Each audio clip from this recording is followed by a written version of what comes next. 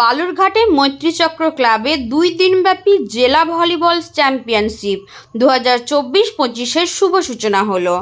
আজ 29শে মার্চ শনিবার দুপুরে বালুরঘাটে মৈত্রীচক্র ক্লাবের ব্যবস্থাপনায় ক্লাবের নিজস্ব প্রাঙ্গণে দক্ষিণ দিনাজপুর জেলা ক্রীড়া সংস্থার পরিচালনায় 2 দিন ব্যাপী পুরুষ ও মহিলা বিভাগে দিবরাত্রি দক্ষিণ দিনাজপুর জেলা ভলিবল চ্যাম্পিয়নশিপ 2024-25-এর শুভ সূচনা হলো।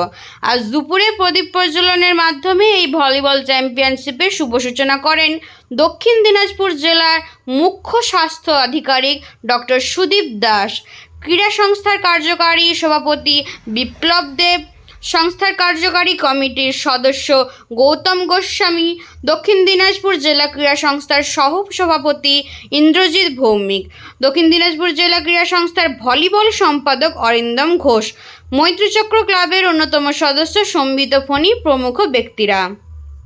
উল্লেখ্য, 4 জন জাতীয় স্তরের খেলোয়াড় বিভিন্ন দল থেকে এই চ্যাম্পিয়নশিপে খেলেছে। বালুরঘাটের মৈত্রীচক্র ক্লাব প্রাঙ্গণে ও কবিতীর্থ ক্লাব প্রাঙ্গণে অনুষ্ঠিত এই জেলা ভলিবল চ্যাম্পিয়নশিপে জেলার 14টি পুরুষ দল ও 7টি মহিলা দল অংশগ্রহণ করেছে।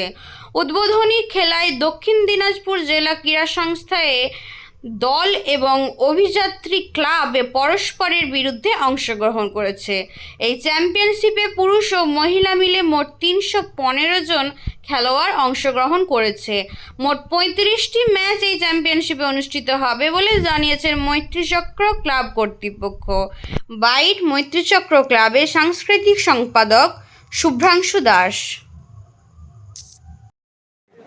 আজকে থেকে যে আপনাদের মৈত্রীচক্র ক্লাবের উদ্যোগে 2 দিন জেলা স্তরের ভলিবল প্রতিযোগিতা শুরু হলো, সেই বিষয়ে আপনি জেলাবাসীকে কি বার্তা দিতে চান?